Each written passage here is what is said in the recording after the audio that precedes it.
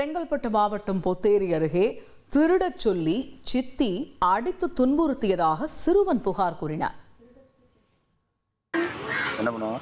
சூடு வைப்பாங்க, பாட்டில் தண்ணி ஃபுல்லாக குடிச்சு இஷ்டம் போக சொல்லுவாங்க, அடுத்து ஆய் போக சொல்லுவாங்க, அடுத்து இது திருடலன்னு அவங்க அடித்து அடித்து பொய் சொல்லுவாங்க.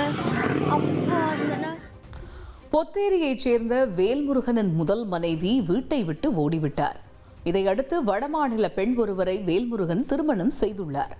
இந்த பெண் முதல் மனைவிக்கு பிறந்த 11 வயது சிறுவனை கொடுமைப்படுத்துவதாக அக்கம்பக்கத்தினர் போலீசாருக்கு தகவல் கூறியுள்ளனர். சிறுவனை மீட்டு குழந்தைகள் நல குழுமத்தில் ஒப்படைத்த போலீசார் சிறுவனை தாக்கிய வேல்முருகன் மற்றும் சைஜலி ஃபாத்திமாவிடம் விசாரணை மேற்கொண்டு வருகின்றனர். பஞ்சாபில் கத்தியை காட்டி தன்னை மிரட்டிய திருடர்களை ஒரு பெண் திக்குமுக்காட வச்சிருக்காங்க. பஞ்சாபில் ஆட்டோவில் சென்ற பெண்ணிடம் கத்தியை காட்டி திருடர்கள் கொள்ளையடிக்க முயன்றதால் அந்த பெண் ஆட்டோவில் தொங்கிய வீடியோ சமூக வலைதளத்தில் பரவி வருகிறது. லூதியானாவில் ஆட்டோவில் சென்ற பெண்ணிடம் இருவர் கத்தியை காட்டி மிரட்டியதால் அந்த பெண் ஆட்டோவிலிருந்து தப்பிக்க எண்ணி கீழே குதித்தபோது அவரது கையை இறுக்கமாக கொள்ளையர்கள் பிடித்துக் கொண்டனர். இதனால் அந்த பெண் சில மீட்டர் தொலைவுக்கு வெளியில் தொங்கியபடி பயணித்தார்.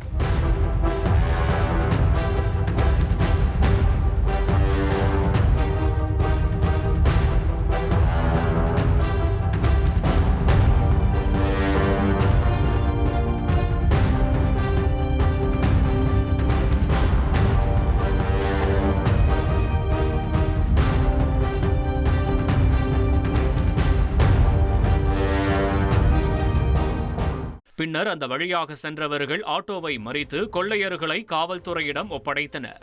கோவை அரசு மருத்துவமனையில் வீல் சேர் பற்றாக்குறையால் சிகிச்சைக்கு வந்த நபரை இழுத்து செல்லும் அவல நிலை ஏற்பட்டிருக்கு. கோவை அரசு மருத்துவமனையில் வீல் சேர் இல்லாததால் சிகிச்சை பெற வந்த நபரை இழுத்து செல்லும் அவல நிலை உள்ளதாக புகார் எழுந்துள்ளது. கோவை சௌரிபாளையம் பகுதியைச் சேர்ந்த காளிதாஸ் என்பவர் தனது தந்தை வடிவேலுக்கு சிகிச்சை பெற கோவை அரசு மருத்துவமனைக்கு அழைத்துச் சென்றுள்ளார். மருத்துவமனையின் 3வது மாடியில் இருந்து கீழே அழைத்து செல்வதற்கு வீல் சேர் கேட்டுள்ளார். அதற்கு மருத்துவமனை ஊழியர்கள் பணம் கேட்டதாக கூறப்படுகிறது. இதனால் நீண்ட நேரம் காத்திருந்த காளிதாஸ் தனது தந்தையை தோளில் சாய்த்து கொண்டு இழுத்து சென்றுள்ளார். மருத்துவமனையில் போதிய வீல் சேர் வசதி மற்றும் அடிப்படை வசதிகளில் குறைபாடு உள்ளதாக புகார் எழுந்துள்ளது.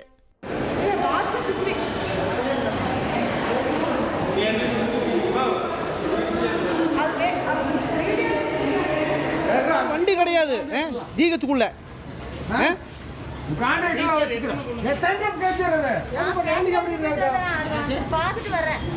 ஒரு சீனியர் சிட்டிசன்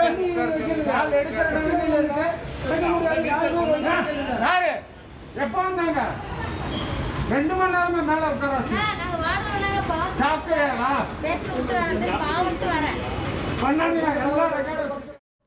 குமரி மாவட்டத்தில் காவல் சிறப்பு உதவி ஆய்வாளர் காணவில்லை என அவரது மனைவி புகார் அளித்துள்ளார். குழித்துறை பகுதியைச் சேர்ந்தவர் லட்சுமணன். சிறப்பு உதவி ஆய்வாளரான இவர் கடந்த 1ஆம் தேதி பணி முடித்து வீட்டிற்கு செல்வதாக கூறிவிட்டு சென்ற நிலையில் மாயமானார். இது தொடர்பாக மனைவி காவல் நிலையத்தில் அளித்த புகாரின் பேரில் போலீசார் லட்சுமணன் ஓய்வறைக்கு சென்று பார்த்தபொழுது அவருடைய செல்போன் உள்ளிட்ட பொருட்களை வைத்துவிட்டு சென்றிருந்தது தெரியவந்தது. இதனையடுத்து குடும்ப பிரச்சினை காரணமாக காணாமல் போனாரா அல்லது வேறு ஏதேனும் காரணமா என விசாரணை நடத்தி வருகின்றனர்.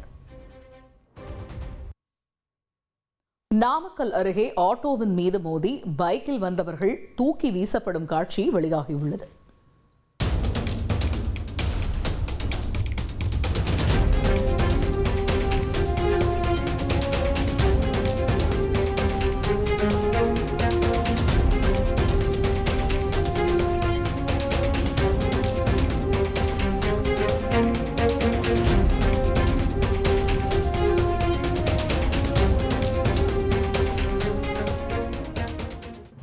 நாமக்கல் மாவட்டம் பள்ளிப்பாளையம் அருகே ஓடப்பள்ளி பகுதியில் சென்று கொண்டிருந்த ஆட்டோ திடீரென வளைவில் திரும்பியது. அதனை பின்தொடர்ந்து இளைஞர்கள் வந்த பைக் நிலை தடுமாறியது. கட்டுப்பாட்டை இழந்து ஆட்டோவின் பின்புறத்தில் மோதி கவிழ்ந்தது. இதில் சிறு காயங்களுடன் இளைஞர்கள் உயிர் தப்பிய சிசிடிவி காட்சி வெளியாகி பரபரப்பை ஏற்படுத்தியுள்ளது. தலைக்கேறிய போதையில் ஒரே நாளில் 6 பேரை வெட்டி வெறியாட்டம் ஆடியிருக்கிறாங்க 3 போதை பாய்ஸ். ரீல்ஸ் மோகத்தில் அட்ராசிட்டி செய்த குட்டி ரவுடிகளின் மீது போலீசாரின் துப்பாக்கி தோட்டா தெரித்த கதை இது.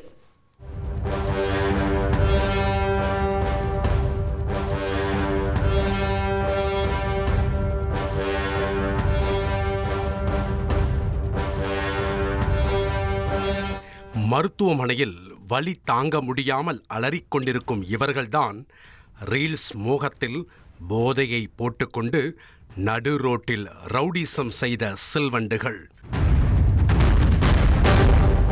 பழனி படிக்கட்டை போல மார்பில் இருக்கும் இந்த கோடுகள் போரில் வாங்கிய வெளுப்புண்கள் அல்ல, போதையில் செய்த சேட்டைகளால் சக ரவுடிகள் கொடுத்த மரண மார்க்குகள். இன்ஸ்டாவில் லைக்கை தெரிக்க விட இந்த மூவரும் சேர்ந்து பெட்டிக்கடைக்காரர், அரசு பேருந்து ஓட்டுநர், போலீசார் உட்பட 6 பேரை கத்தியால் வெட்டி ரத்தம் தெறிக்க விட்டிருக்கிறார்கள்.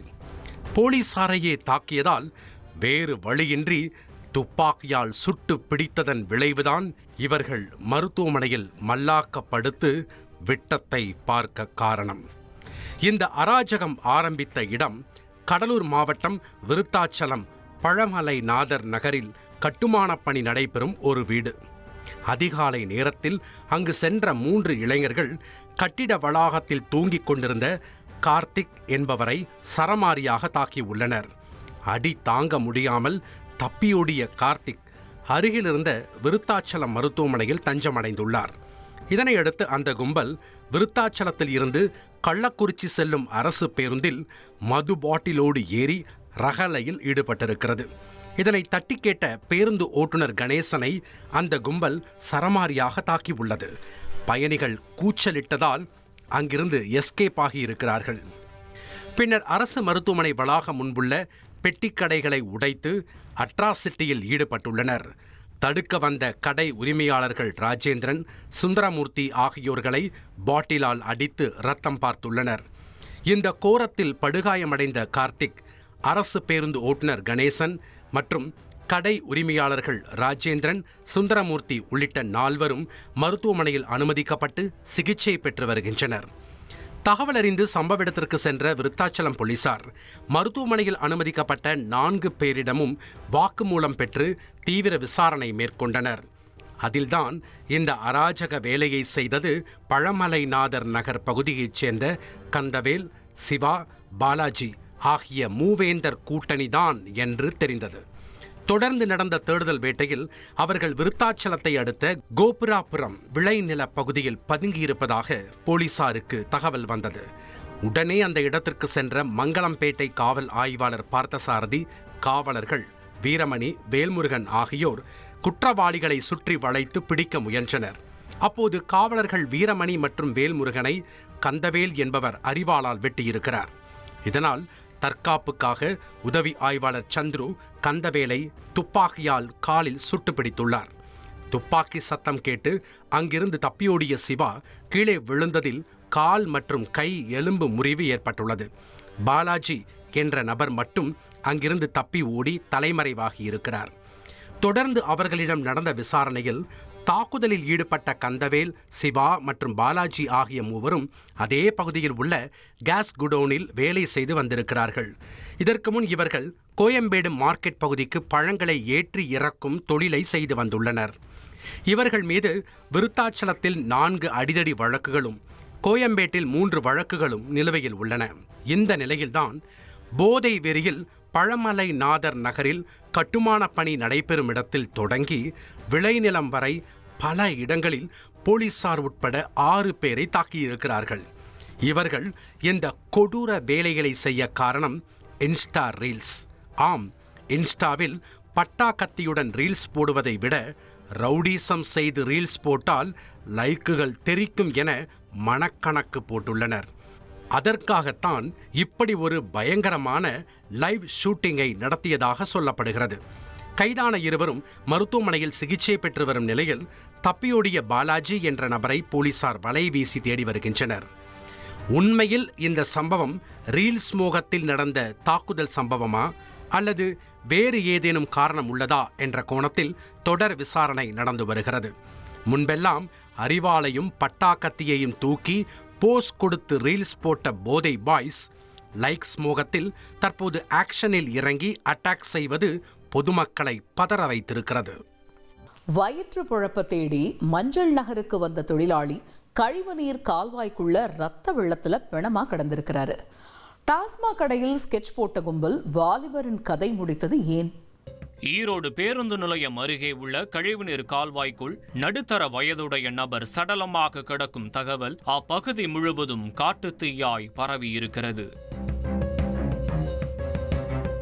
சம்பவ இடத்திற்கு விரைந்து வந்த போலீசார் இறந்தவரின் சடலத்தை பிரேத பரிசோதனைக்காக அனுப்பி வைத்துவிட்டு விசாரணையை தொடங்கியுள்ளனர். கொல்லப்பட்டவர் 42 வயதான விஜயகுமார். வேலூர் மாவட்டம் குடியாத்தம் பகுதியைச் சேர்ந்தவர். இவருக்கு இன்னும் திருமணமாகவில்லை. சொந்த ஊரிலிருந்து வேலை தேடி மஞ்சள் மாநகரத்திற்கு வந்த விஜயகுமார் தனியார் நிறுவனத்தில் ஹவுஸ் கிளீனிங் வேலை செய்து வந்துள்ளார். இந்நிலையில்தான் கடந்த 7ஆம் தேதி இரவு பேருந்து நிலையம் அருகே உள்ள டாஸ்மாக் கடையில் மது அருந்திய விஜயகுமார் அங்கிருந்து போதையில் நடந்து சென்றது அப்பகுதியில் பொருத்தப்பட்டிருந்த சிசிடிவி கேமராவில் பதிவாகியிருந்தது. டாஸ்மாக் கடையிலிருந்து விஜயகுமாரை 3 மர்ம நபர்கள் பின்தொடர்ந்து சென்றிருப்பதையும் போலீசார் அடையாளம் கண்டுள்ளனர். அதில் ஒருவருக்கு ஏற்கனவே குற்றப்பின்னணி இருந்த காரணத்தால் உடனடியாக சந்தேகத்திற்குரிய நபர்களை விசாரணை வலயத்திற்குள் கொண்டு வந்திருக்கிறார்கள். அவர்களிடம் மேற்கொள்ளப்பட்ட கிடுக்குப்பிடி விசாரணையில் இந்த கொலை சம்பவத்தின் முழு பின்னணியும் வெட்ட வெளிச்சத்திற்கு வந்துள்ளது.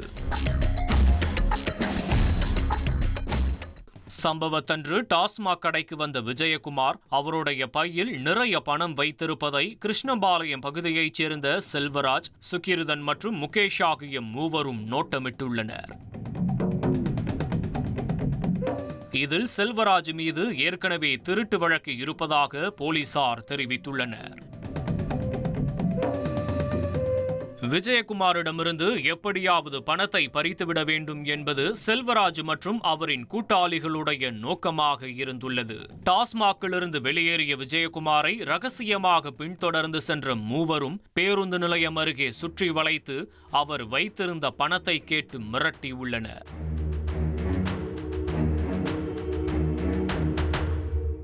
அப்போது போதையிலிருந்த விஜயகுமார் மூவரையும் தற்காப்பிற்காக தாக்கியுள்ளார். இதனால் ஏற்பட்ட கைகலப்பில் போதையிலிருந்த மூவரும் விஜயகுமாரின் தலையில் கல்லை போட்டு மிக கொடூரமாக கொலை செய்திருப்பது விசாரணையில் உறுதியாகியுள்ளது. விஜயகுமாரை கொன்றுவிட்டு அவர் வைத்திருந்த பணத்தை எடுத்துவிட்டு மூவரும் எஸ்கேப் ஆகியுள்ளனர். கொலையாளியிடமிருந்து வாக்குமூலம் பெற்றுக்கொண்ட போலீசார் மூவரையும் நீதிமன்றத்தில் ஆஜர்படுத்தி சிறையில் அடைத்துள்ளனர்.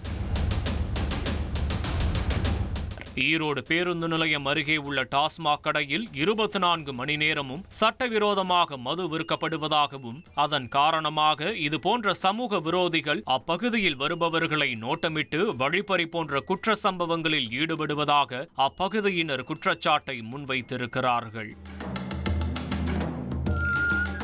போலீசார் உரிய நடவடிக்கை மேற்கொண்டு பொதுமக்களின் பாதுகாப்பை உறுதி செய்திட வேண்டும் எனவும் கோரிக்கை வைத்துள்ளனர்.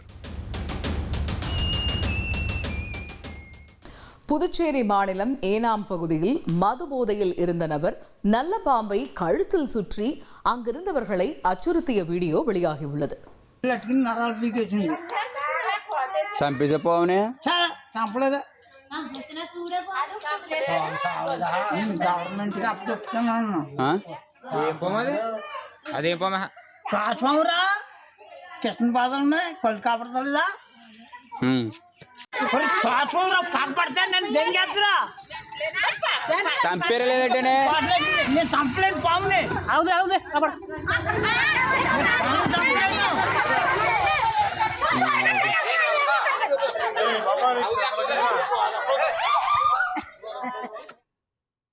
கர்நாடக மாநிலத்தில் வனத்துறை அதிகாரிகள் புலிக்கூண்டில் சிறை வைக்கப்பட்டதற்கான காரணம் என்னன்னு பார்ப்போம்.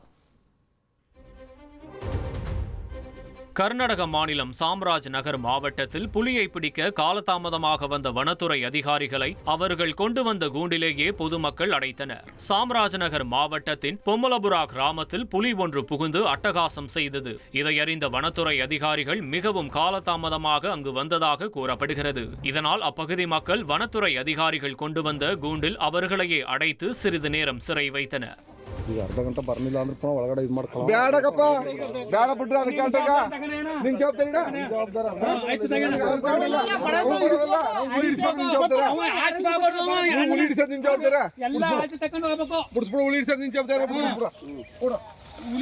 ಏನೇನು ಕಾರ್ಯಕ್ರಮ ಇಲ್ಲೇ ಕೂತಿರ್ಬೇಕು.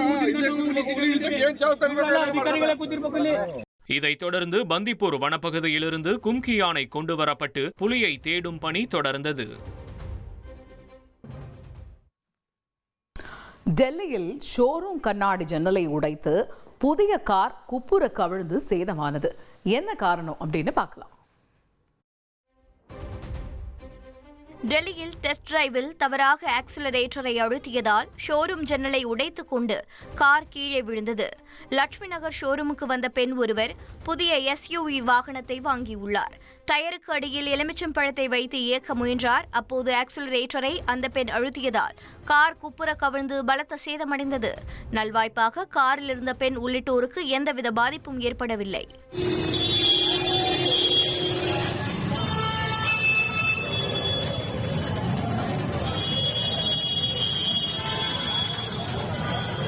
கல்லூரி மாணவர்களோடு பிறந்தநாள் கொண்டாடிய ஆட்டோ டிரைவர் அதற்கு அடுத்த 24 மணி நேரத்திற்குள் முகம் சிதைந்து மிக கொடூரமான முறையில் வெட்டி கொலை செய்யப்பட்டிருக்கிறார்.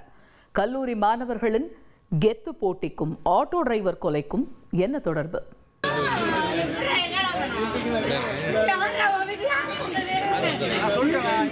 நண்பருக்கு பிறந்தநாள் வாழ்த்து தெரிவித்து வைத்திருந்த ஸ்டேட்டஸ் மறைவதற்குள் அந்த பர்த்டே பாய் முகம் சிதைக்கப்பட்டு மிக கொடூரமான முறையில் கொல்லப்பட்டிருக்கிறார்.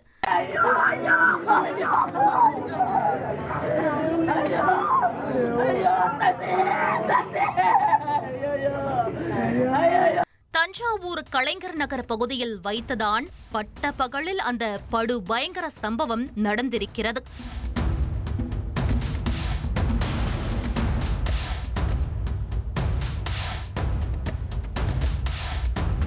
பொதுமக்கள் கண் பார்வையில் நடுரோட்டில் வாலிபர் ஒருவரை ஓட ஓட வெட்டி கொலை செய்திருக்கிறது 6 பேர் கொண்ட கும்பல்.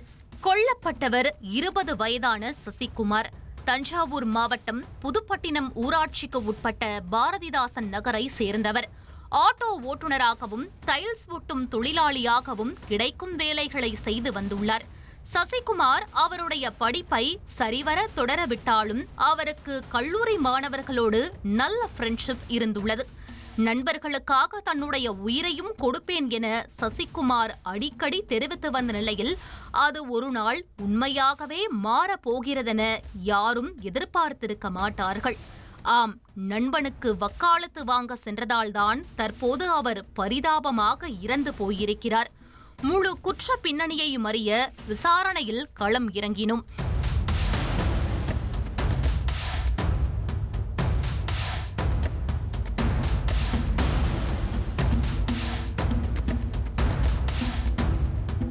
தஞ்சை இந்திரா நகர் பகுதியை சேர்ந்த திலகன் என்பவரும் ராஜா என்பவரும் ஒரே தனியார் கல்லூரியில் படித்து வந்துள்ளனர். கல்லூரியில் யார் கெத்து என்பதில் அவர்கள் இருவருக்குள்ளும் நீண்ட காலமாக போட்டி இருந்துள்ளது. அதன் காரணமாக திலகன் கேங்கும் ராஜாவின் கூட்டாளிகளும் அடிக்கடி சண்டையிட்டு வந்துள்ளனர். இந்நிலையில்தான் திலகனின் நெருங்கிய நண்பரான சசிகுமார் இந்த கேங்வாரில் தலையிட்டுள்ளார். அதே நேரம் ராஜாவுக்கும் ஆதரவாக ஹரி என்ற ஆட்டோ டிரைவரை களம் இறக்கியுள்ளார். சாதாரணமாக தொடங்கிய கல்லூரி மாணவர்களின் பிரச்சினை கேங்வாராக மாறியுள்ளது. இவர்களுக்கு இடையிலான கெத்து போட்டியில் திலகனின் தரப்பை சேர்ந்தவர்கள்தான் அதிக சந்தர்ப்பங்களில் ஸ்கோர் செய்து முன்னிலை வகித்து வந்ததாகவும் சொல்லப்படுகிறது. இந்த சூழலில்தான் திலகன் கேங்கின் இம்பாக்ட் பிளேயரான சசிகுமாருக்கு திங்கட்கிழமை பிறந்தநாள் கொண்டாட நண்பர்கள் திட்டமிட்டுள்ளனர். சர்ப்ரைஸாக திலகன் கேங்கைச் சேர்ந்த கல்லூரி மாணவர்கள் சசிகுமாரின் பர்த்டேவை கேக் வெட்டி கொண்டாடி உள்ளனர். இந்த பிறந்தநாள் கொண்டாட்டம் எதிர்த்தரப்பினரையும் மேலும் ஆத்திரத்தின் உச்சிக்கே கொண்டு சென்றுள்ளது. சசிகுமாரை தீர்த்து கட்டினால்தான் இவர்களுடைய ஆட்டம் அடங்கும் என நினைத்த ஹரியும் ராஜாவும் சிறிதும் தாமதிக்காமல் கூட்டாளிகளை சேர்த்து கொண்டு சசிகுமாருக்கு நாள் குறித்துள்ளனர். அவர்கள் திட்டப்படி செவ்வாய்க்கிழமை காலை கலைஞர் நகர் வழியாக நடந்து சென்று கொண்டிருந்த சசிகுமாரை வழிமறித்த 6 பேர் கொண்ட கும்பல் அவரை நடுரோட்டில் ஓட வெட்டி கொலை செய்திருப்பது விசாரணையில் உறுதியாகியுள்ளது. நடந்த சம்பவம் தொடர்பாக கொலை வழக்கு பதிவு செய்துள்ள போலீசார் தலைமறைவாக உள்ள கொலையாளிகளை வலைவீசி தேடி வருகின்றனர். கல்லூரி மாணவர்களின் பிரச்சனையில் தலையிட்ட வெளிநபர் கொலை செய்யப்பட்டிருப்பது தஞ்சாவூரில் பெரும் பரபரப்பை ஏற்படுத்தியுள்ளது.